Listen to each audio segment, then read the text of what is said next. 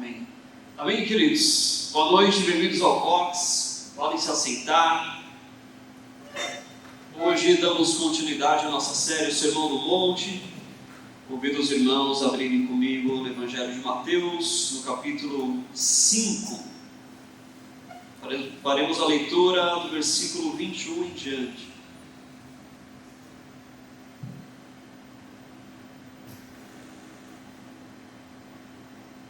Mateus, no capítulo 5, versículo 21.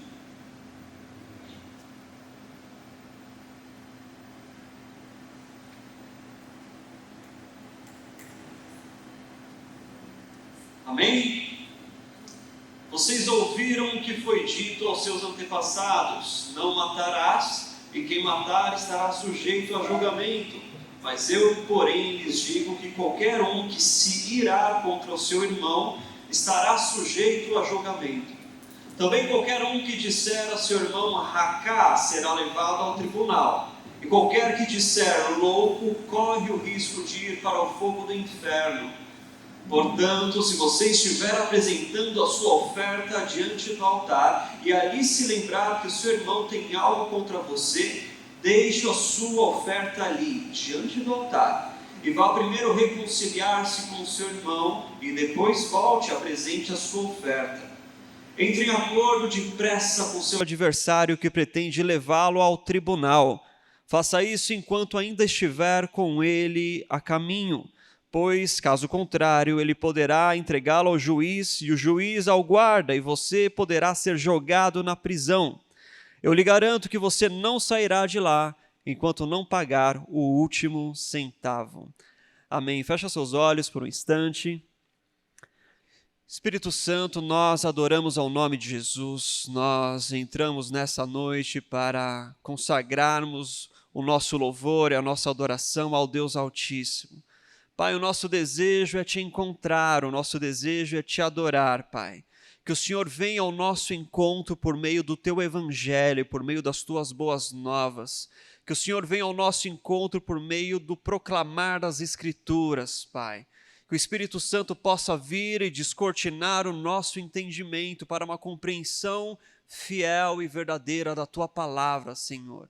Para a gente não se desvie, Pai, para que nós não andemos segundo o nosso próprio modo, mas que nós possamos estar alinhados às Tuas verdades, à Tua justiça, aos Teus mandamentos, ao Teu reino, Pai.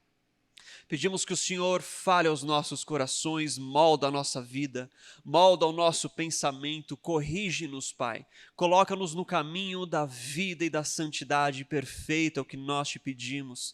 Desde já repreendemos, Senhor, toda distração, tudo aquilo que queira minar, tudo aquilo que queira impedir o proclamar e o compreender da sua mensagem, Pai. Que nossa mente esteja cativa ao Senhor nessa noite, sedenta, entregue totalmente para, pelo Senhor, aprender, ser restaurados, Pai, e sermos firmados numa palavra verdadeira, o que nós te pedimos em nome de Jesus. Amém. Amém, queridos? Sempre encorajo vocês a anotarem. Traga um caderninho, traga uma caneta, guarde aquilo que o Senhor está falando com você, guarde aquilo que o Espírito Santo vai ministrando no seu coração. Amém? Então damos continuidade ao Sermão do Monte. No último culto, nós vimos a referência que Jesus faz acerca de si mesmo e da lei. Ele fala, olha, eu não vim cancelar a lei, eu vim cumprir a lei. É certo que a palavra diz que Cristo é o fim da lei é Cristo. Todas as coisas se cumprem nele e a partir dele as coisas são modeladas. Jesus ele não veio cancelar a lei, mas ele veio nos trazer um novo entendimento e compreensão a partir dele, de forma que agora nós vivemos a lei de Cristo em nós. Então Jesus agora ele tem uma missão de corrigir uma compreensão equivocada, de corrigir a compreensão que os fariseus traziam em seus ensinos acerca da lei. Jesus inicia, a partir deste momento, por 6 vezes ele vai fazer a referência a vocês ouviram o que foi dito. E aí Jesus vem e traz uma fiel, uma real compreensão, como nós falamos no último culto. Jesus ele quer nos levar de volta ao princípio. A lei ela foi criada, a lei ela foi escrita, ela foi dada aos homens Porque o homem quebrou o princípio. Porque se não há quebra de princípio, não há lei. Se não há pecado, não há lei. Mas porque uma vez o homem quebrou os princípios, a lei se faz necessária para guiar, modelar o caminho do homem num caminho de justiça. Mas o princípio com o tempo se perde. A lei começa a ser tratada somente como uma forma legal ou somente como uma forma externa. A preocupação dos fariseus e dos mestres da lei era com a lei que se externava, que era vista diante dos homens. Jesus vem agora e chama a atenção do seu público, da sua audiência primeira.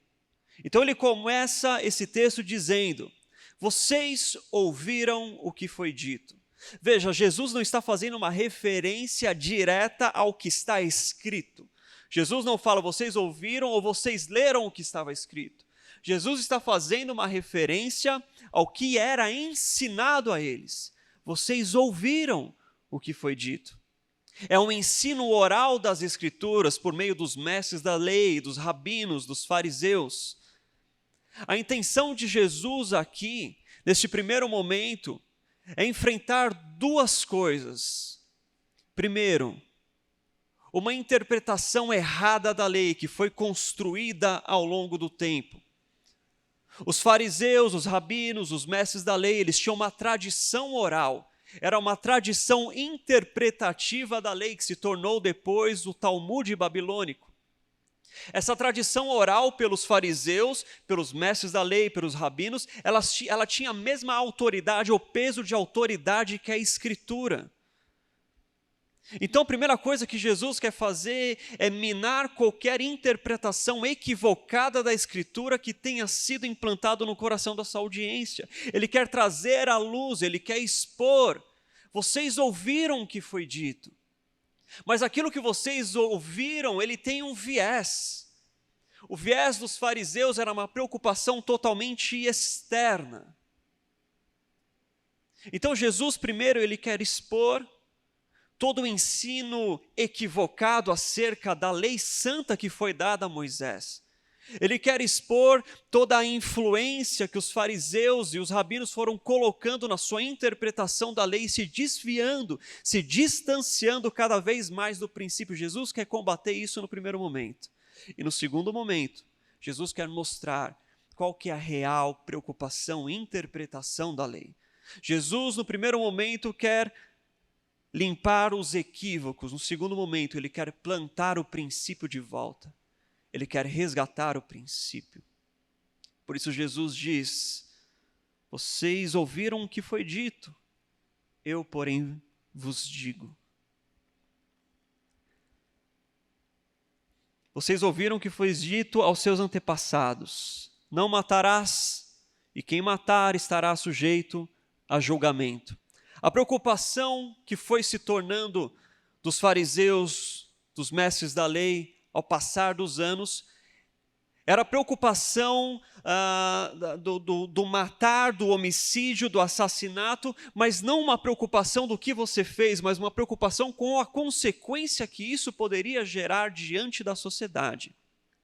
A preocupação deles era totalmente externa. Eles queriam evitar o julgamento. Eles externalizavam a lei. Eles estavam preocupados com a consequência, com o que as pessoas poderiam pensar. Mas Jesus ele vem nos trazer e abrir os nossos olhos para o princípio. Jesus ele vem internalizar a lei. Porque o que conta não é só o fato de você não ter matado aqui fora. Mas Jesus ele vem falar, não. Se você se irou, você já é digno de julgamento.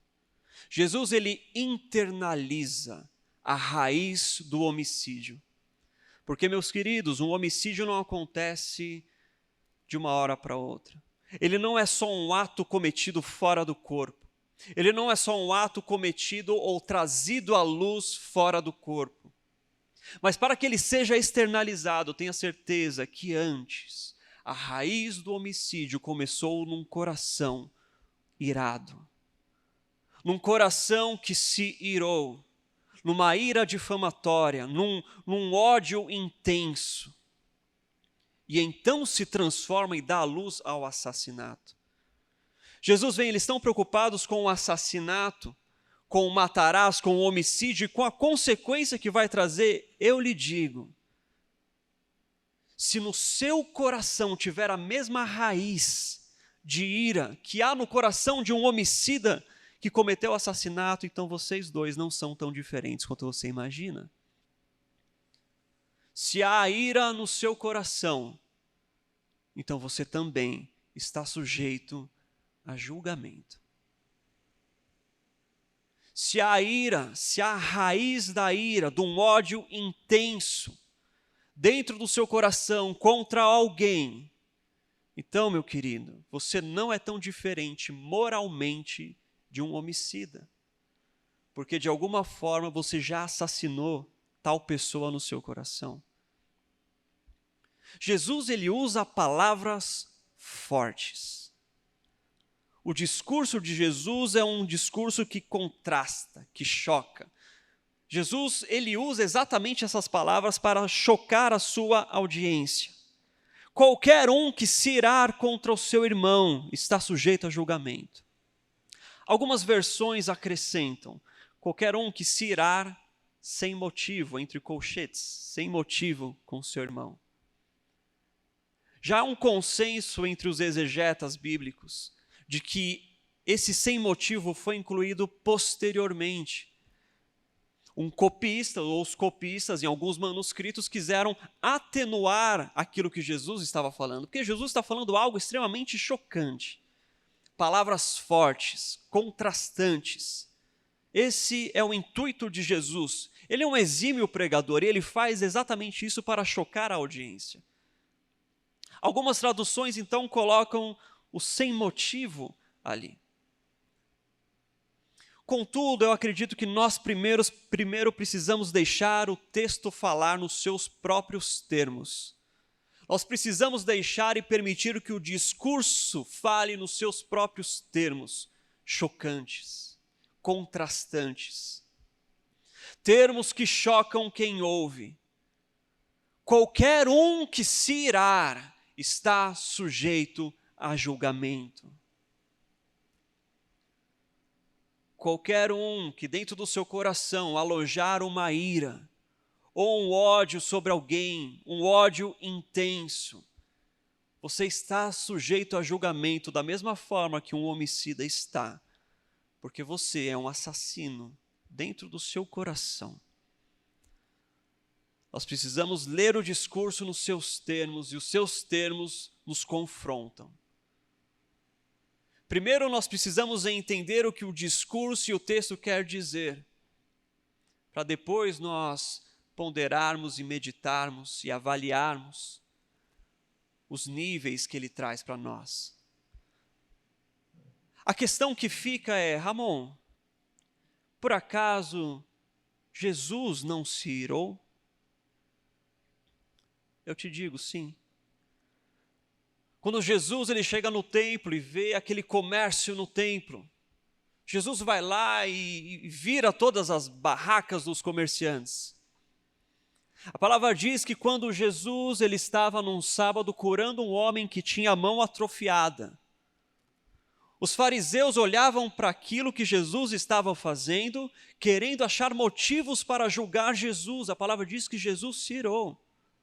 Porque eles não estavam felizes com o milagre, mas eles estavam ignorando a misericórdia e procurando meios de condenar a Jesus.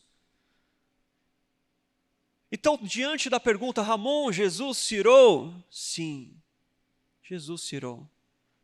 A diferença é que nenhum dos casos e das vezes que Jesus se irou, o seu ego estava envolvido. Jesus se irou e demonstrou ira contra a injustiça e contra o pecado. A palavra diz em Romanos capítulo 1 que dos céus Deus manifesta a sua ira contra toda impiedade e injustiça. Existe lugar para a ira contra o pecado. Existe lugar para a ira contra a injustiça. Jesus se irou contra o pecado, se irou contra a injustiça. Mas nada disso teve origem num ego ferido. Pelo contrário, Quando insultado, não revidou. Quando injuriado, ele ficou quieto. Quando crucificado, ele foi como um cordeiro mudo. Quando julgado injustamente, todas as vezes que tentaram injuriar, que injuriaram, que blasfemaram contra Jesus, que desprezaram a Jesus, que demonstraram ódio contra ele, ele não revidou. A ira de Jesus não era contra o homem, era contra o pecado. Era contra a injustiça.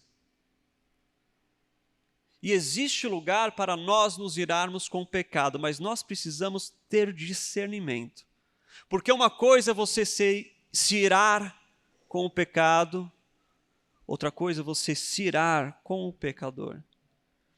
Nós precisamos aprender a enxergar a pessoa por detrás do pecado. Nós precisamos aprender a enxergar a pessoa por detrás do pecado, porque, meu querido, no mundo, as pessoas ainda são cegas pelo pecado. No mundo, as pessoas ainda não tiveram uma regeneração da sua mente, da sua alma, do seu entendimento.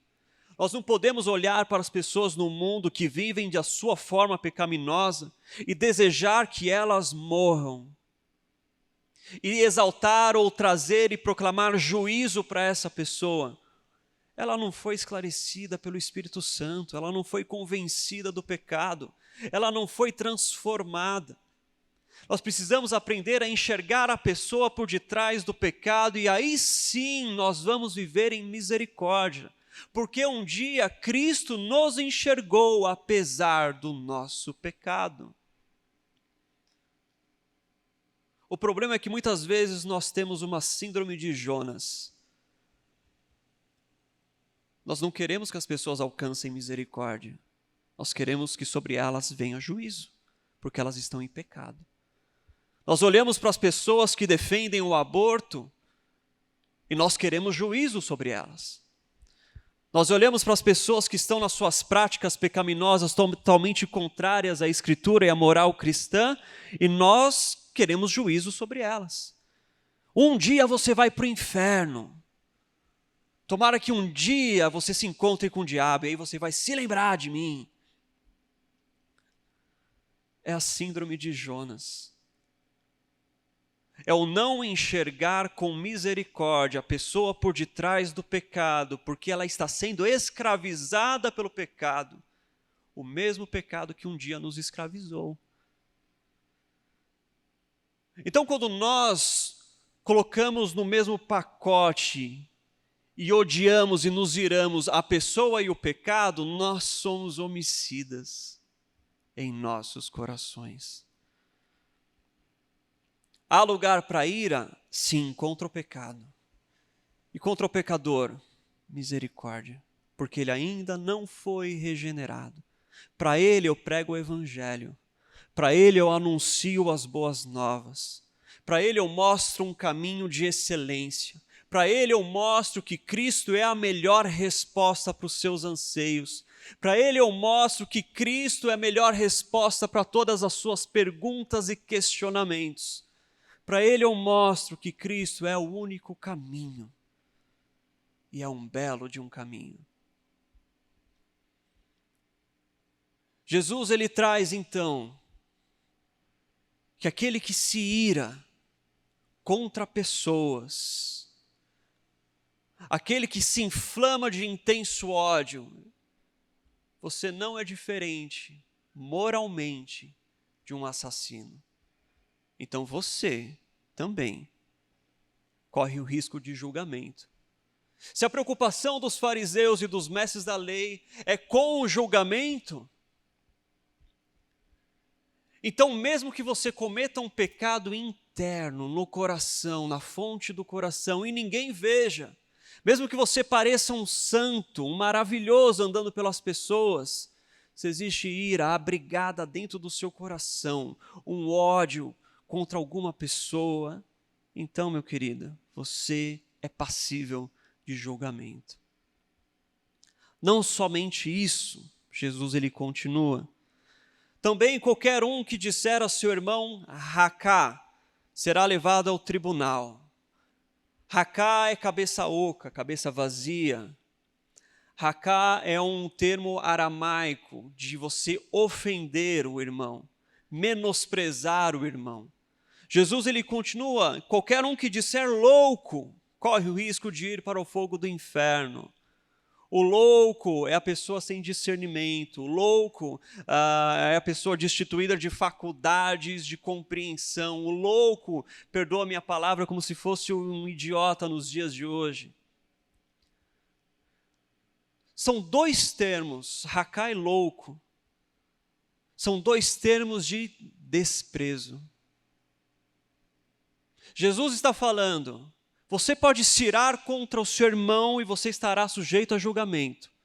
E não somente isso. Se você desprezar o seu irmão, se você menosprezar o seu irmão, você também está sujeito a julgamento, ao tribunal e ao fogo do inferno. Jesus usa 3 termos para falar acerca do juízo. O julgamento, do jeito que ele é falado, ele é o julgamento civil. Quando ele fala de tribunal, é o sinédrio, o tribunal religioso, o tribunal dos judeus. E o fogo do inferno, aqui é usada a palavra Guena, que faz referência ao vale de Inom, que fica lá no sul de Jerusalém. Esse é um vale que no Antigo Testamento o rei Acabe sacrificou o seu filho, era um lugar onde crianças eram queimadas. Já no Novo Testamento, esse vale de Inom era um lugar onde o lixo era queimado, então era um lugar onde estava sempre ardendo em chamas. Então, numa forma de eufemismo, é usado como uma referência ao fogo do inferno. Jesus está falando, olha, você está sujeito ao vale de Inom, você está sujeito ao fogo do inferno. Você que chama o seu irmão de louco. 3 termos Jesus usa acerca de julgamento. 2 terrenos e 1 eterno. Alguns interpretam como se fosse algo gradativo a forma de Jesus. O julgamento, o tribunal e o fogo do inferno. Mas na verdade Jesus está querendo mostrar que você pode escapar do primeiro, você pode escapar do segundo, mas o terceiro deve ser temido. Jesus ele chama a sua audiência para temer o fogo do inferno. Ó você que despreza o seu irmão, você que menospreza ele, você que usa palavras de calúnia, de injúria contra o seu irmão, você está sujeito ao tribunal e ao fogo do inferno. Isso nos chama a atenção. Porque talvez você pense, Ramon, é só eu não querer matar ninguém e está tudo bem. Mas não para por aí. Não é só o desejo de não matar ninguém. Mas Jesus está falando, você também tem que evitar de que tais pensamentos sejam abrigados no seu coração. Se o seu coração abriga menosprezo por alguém, meu querido, você está sujeito a julgamento. Jesus ele está falando aqui de relações interpessoais, de relacionamentos. Pessoas que te ofenderam e você guardou contra elas rancor. Pessoas que você ofendeu e elas guardaram contra você rancor. Digno de julgamento. E aí Jesus ele traz um exemplo maravilhoso. Portanto, se você estiver apresentando uma oferta diante do altar, e ali se lembrar de que o seu irmão tem algo contra você, deixe sua oferta ali diante do altar e vá primeiro reconciliar-se com o seu irmão e depois volte e apresente a sua oferta. Às vezes não, todos nós em algum momento somos culpados de tal procedimento. Somos culpados de termos algo contra um irmão ou saber que um irmão tem algo contra a gente E mesmo assim a gente finge que está tudo bem.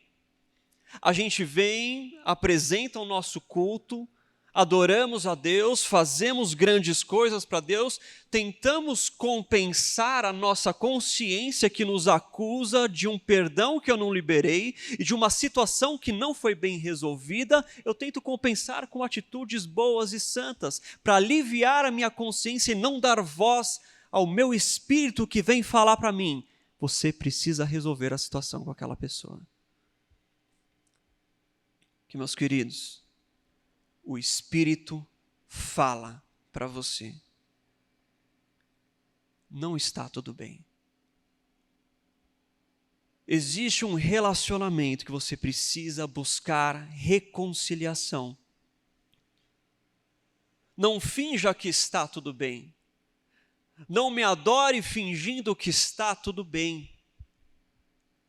Um desprezo, um menosprezo que você traz para alguma pessoa por algo que ela fez a você e feriu o seu ego, não guarde no seu coração. Jesus fala: largue a sua oferta e vá se reconciliar. Queridos, nós sabemos muito bem dos relacionamentos mal resolvidos que nós temos.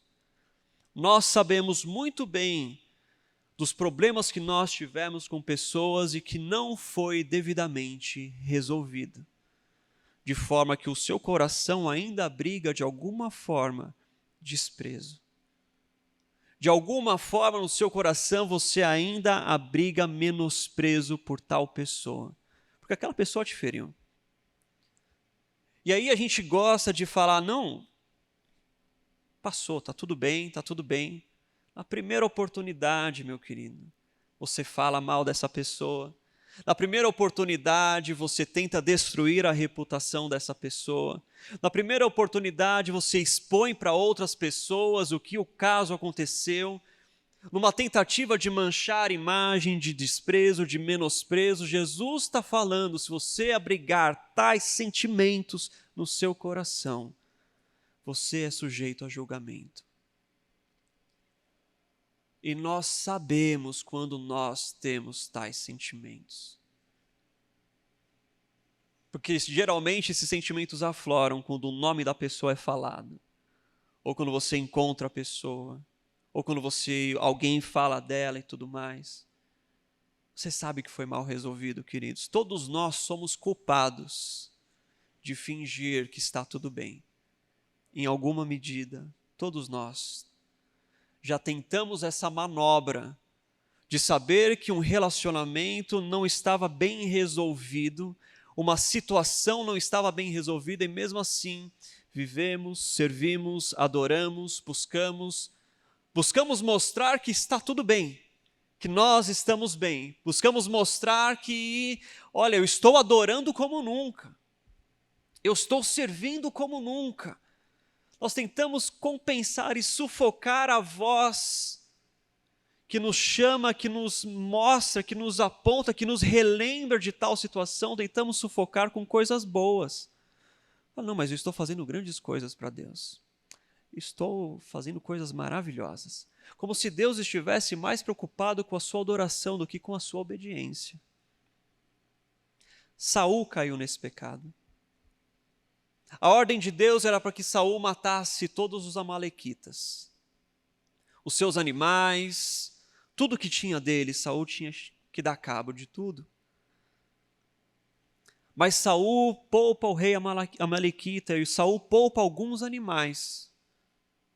E quando Samuel chega, fala: Saul, que barulho é esse que eu estou ouvindo? Ah, não, são os animais que eu poupei para sacrificar ao Senhor. Nós tentamos encobrir a nossa desobediência com uma adoração para nos mostrarmos superiores de alguma forma. Nós tentamos encobrir a nossa obediência com uma adoração bonita, com uma aparência de devoção. E Samuel fala: está tudo errado, Saul. Acaso Deus está mais preocupado com a sua adoração do que com a sua obediência? Não tente sufocar a voz da sua obediência com uma adoração bonitinha.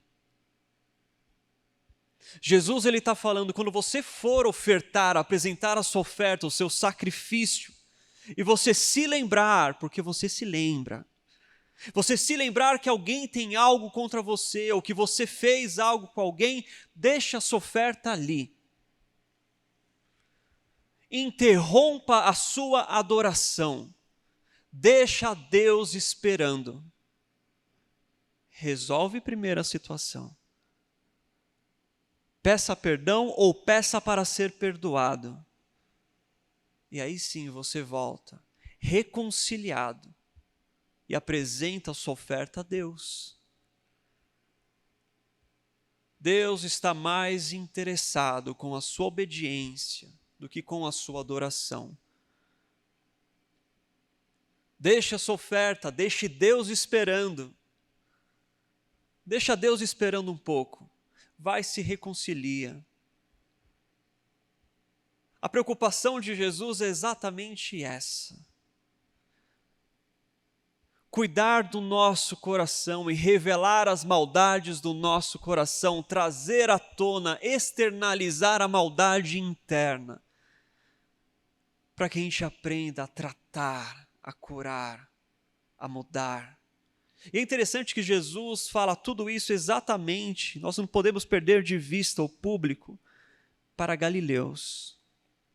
Galileus eram desprezados pelos judeus, eles só não eram piores do que os samaritanos.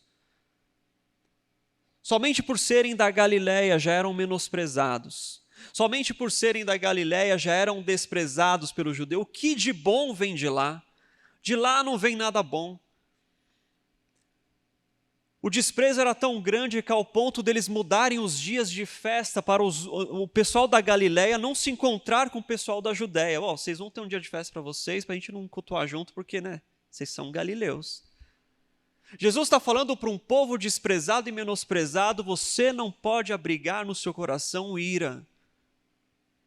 Você não pode abrigar no seu coração um desejo vingativo ou um ódio contra aqueles que te oprimem, contra aqueles que te injuriam. Pelo contrário, o que você faz? Você busca a reconciliação. E aí sim a sua adoração tem validade diante de Deus. E Jesus ele continua. Entre em acordo depressa com seu adversário, que pretende levá-lo ao tribunal. Faça isso enquanto ainda estiver com ele a caminho, pois caso contrário, ele poderá entregá-lo ao juiz e o juiz ao guarda, e você poderá ser jogado na prisão. Eu lhe garanto que você não sairá de lá enquanto não pagar o último centavo. Jesus agora ele está usando um exemplo. Se você tinha alguma dívida, a pessoa, o seu credor, ele poderia cobrar de você, você não paga, ele poderia ir num tribunal e falar, olha, ele está me devendo, o juiz chama um guarda te leva e você fica preso. Só que enquanto você está preso, você não tem condições de pagar a sua dívida porque você não trabalha. Então você depende das pessoas de fora se juntarem, fazerem o possível para te livrarem de lá, pagando até o último centavo. Jesus ele está falando, resolva isso depressa. O foco de Jesus nessa segunda parte não é a condenação, não é o último centavo, mas é a necessidade de você resolver tal situação depressa. Resolva depressa, porque senão não haverá mais tempo. E se não houver mais tempo, você será julgado. E se não houver mais tempo, você será lançado na prisão. Reconcilie-se. E reconcilie-se depressa. Essa é a mensagem de Jesus. O que Jesus está falando desde o início. Ele quer tratar um coração doente. Não basta você não matar, você não deve se irar. Não basta você não proclamar palavras de ofensa, você não pode permitir que tais palavras sejam abrigadas no seu coração. A gente pode falar, Ramon, eu nunca matei ninguém, mas às vezes tenho vontade. Ramon, estava com aquela pessoa, mas as palavras vieram aqui para eu falar um monte para aquela pessoa, mas eu mordi minha língua. É o suficiente. Eu falei, não é o suficiente morder a língua. O necessário é que nem esse desejo venha. O necessário é que o seu coração seja totalmente curado e reconciliado ao ponto de que nem tais pensamentos sejam abrigados nele. Não é necessário somente você evitar aquilo que é o negativo. É necessário você tomar uma atitude positiva. Não é somente necessário você sufocar o negativo para que eu não venha falar e não venha fazer. É necessário você ter uma atitude positiva, que é você ir e se reconciliar depressa. Do contrário, o julgamento tão temido pelos judeus está à espreita, daquele que guarda a ira no seu coração, daquele que despreza os irmãos, daquele que despreza as pessoas. Talvez porque você se ache superior, ou talvez porque essa pessoa te magoou de alguma forma. Você gosta de falar que está tudo bem, que está resolvido, mas ainda há desprezo por aquela pessoa dentro do seu coração. Tem coisas que precisam ser tratadas e curadas depressa. Nós vivemos num período de muita inimizade. Nós vivemos num período onde as pessoas gostam de cancelar as outras numa facilidade absurda. Onde você simplesmente apaga qualquer coisa daquela pessoa, para você nem ver. Por quê? Porque ela fez algo para mim e eu quero apagá-la da minha vida. Não existe uma diferença moral entre você e um homicida quando você toma tais atitudes. Porque da mesma forma você assassina essa pessoa no seu coração. Isso é um sinal de ira. Hoje é tudo muito fácil. Você apagar tal pessoa, você cancelar tal pessoa, você se desviar de encontrar tal pessoa. Mas o Espírito Santo te fala, querido. Você sabe que Ele te fala, que existem pendências que precisam ser resolvidas, de que existe uma reconciliação que é necessária para validar a sua adoração, para validar a nossa adoração. E essa reconciliação tem que vir depressa. Não tarde a se reconciliar com o outro. Não tarde a se reconciliar com aquele que te ofendeu. Não tarde a buscar perdão quando você foi o autor da ofensa. Se você sabe que você fez algo para alguém que não foi bem recebido, que não se tornou bem resolvido, que você ofendeu, que você menosprezou, reconcilie-se depressa. Deixe a sua oferta. Deixe a sua oferta no altar, não venha apresentar sacrifícios, não venha levantar a sua mão, não venha demonstrar uma adoração pública. Mas pare, resolva, reconcilie-se e venha e apresente a sua adoração a Deus, o seu sacrifício, a sua oferta. E aí Deus vai receber. A mensagem de Jesus é uma mensagem confrontadora. O discurso de Jesus no Sermão do Monte é um discurso duro, porque ele revela coisas do nosso coração que nós tentamos nos enganar achando que não existe nada lá dentro. Mas Jesus traz tudo à luz por meio da palavra. Por isso que Jesus fala que a nossa justiça precisa exceder a dos fariseus. É um exemplo prático do que Jesus falou em versículos anteriores. Se os fariseus, por um lado, estavam preocupados com o julgamento externo, Jesus fala, a sua justiça tem que ser superior, porque a sua justiça é baseada no que está dentro. E o que está dentro é o que precisa ser tratado. O que está dentro é o que precisa ser transformado, reconciliado, perdoado, restaurado por completo. A nossa justiça precisa exceder a justiça dos fariseus, porque de forma alguma nós entraríamos no reino de Deus. A mensagem de Jesus bate na gente.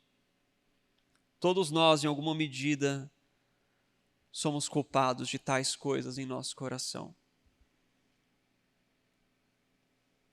Mas a boa notícia é de que há tempo. Há tempo de se reconciliar, há tempo de buscar o perdão e há tempo de liberar o perdão. Faça depressa.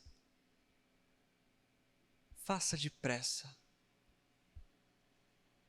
Sem demora. A mensagem de Jesus é uma mensagem para a gente hoje, principalmente para a nossa geração, tão rancorosa e odiosa uns com os outros. Relacionamentos totalmente descartáveis. Ofensas, menosprezo, sem valor algum. Nós simplesmente fazemos. A mensagem de Jesus, ela vem para transformar inclusive a nossa geração. E nós precisamos estar com os ouvidos e com o coração aberto para respondermos de forma fiel à lei de Cristo, que é a lei que vigora em nossos corações. Por isso, meu querido, não tente sufocar a voz do Espírito quando ela vem te trazer a lembrança. Mas fala: Pai, eu vou resolver. Pai, eu vou me reconciliar. Eu vou buscar. Eu vou falar. E eu não posso permitir que no meu coração esteja abrigado sentimentos de menosprezo, de desprezo, de injúrias, de calúnias. Que nós sejamos livres desse tipo de pecado, queridos. Porque a mensagem foi trazida. E uma vez que vocês já ouviram essa mensagem, vocês se tornam indesculpáveis de não cumpri-la. Jesus disse: se eu não tivesse vindo e vos anunciado essas coisas, mas porque eu vim e vos anunciei, não tem mais volta. Então a minha oração essa noite é que a gente viva realmente reconciliação.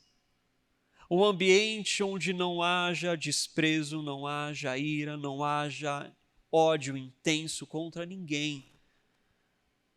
Mas um ambiente de reconciliação, de paz. Nós anunciamos um evangelho de reconciliação.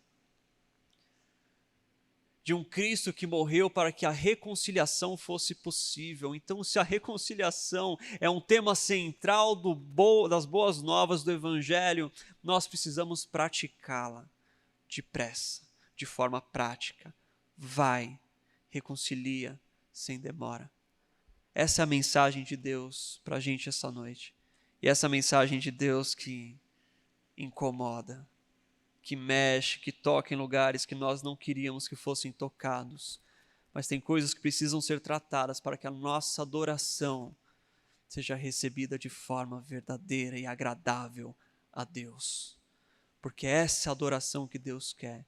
Misericórdia, obediência. Essa é a raiz de uma adoração verdadeira que Deus está à procura. Amém, queridos? Fiquem de pé, vamos orar. Deus, a tua mensagem, ela nos pega, Pai. O teu discurso duro, Jesus, ele vem e ele mostra, ele ressalta, ele traz à tona os nossos erros. As tuas palavras vêm e perfuram o nosso interior para separar as coisas, para nos fazer enxergar, entender e discernir que dentro do nosso coração existe maldade abrigada. Maldade abrigada, Pai, porque nós ofendemos, Maldade abrigada, Pai, porque nós menosprezamos, porque nós assassinamos relacionamentos em nosso coração, nós destruímos pessoas em nosso coração, meu Pai. Senhor, perdoa-nos, ensina-nos, Pai, um caminho de reconciliação verdadeira, Deus. Ensina-nos, Pai, a tratar este coração doente, que nós possamos ser vulneráveis a ponto de buscar o perdão, que nós possamos ser vulneráveis a liberar um perdão verdadeiro e não algo da boca para fora, mas uma reconciliação genuína, porque a reconciliação do céu conosco não foi da boca para fora, ela teve um custo de sangue, Pai. Que nós possamos pagar o custo para que haja reconciliação nos nossos relacionamentos interpessoais, Pai. Porque custo é necessário. E que custe então o meu egoísmo, que custe então a minha egolatria, que custe então a minha vulnerabilidade. Que eu pague o preço pela reconciliação, porque mais me importa uma reconciliação verdadeira do que um homicídio guardado dentro do meu coração, Pai. Guia-nos por este caminho, Jesus.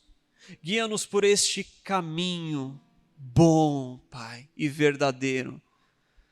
Nós te pedimos, Senhor, ensina-nos a viver neste nível de justiça, Pai. Esse nível de justiça que excede o legalismo religioso do nosso tempo, Pai. Ensina-nos a viver e caminhar em um nível superior de justiça, Deus, porque assim nós estaremos cumprindo verdadeiramente a lei de Cristo. E o que nos importa é que tal lei seja cumprida, porque então nossas ofertas serão recebidas, porque então nossas ofertas e sacrifícios serão genuínos e recebidos por Ti, meu Pai, numa adoração verdadeira e sem mácula. Que nós possamos nos tornar esses adoradores, Pai. É o que nós te pedimos, Senhor, perdão. Pedimos perdão ao Senhor e perdão às pessoas. E buscamos o reconciliamento com as pessoas e contigo, Pai, verdadeiramente. E que depressa aconteça, sem demora, sem demora, sem demora.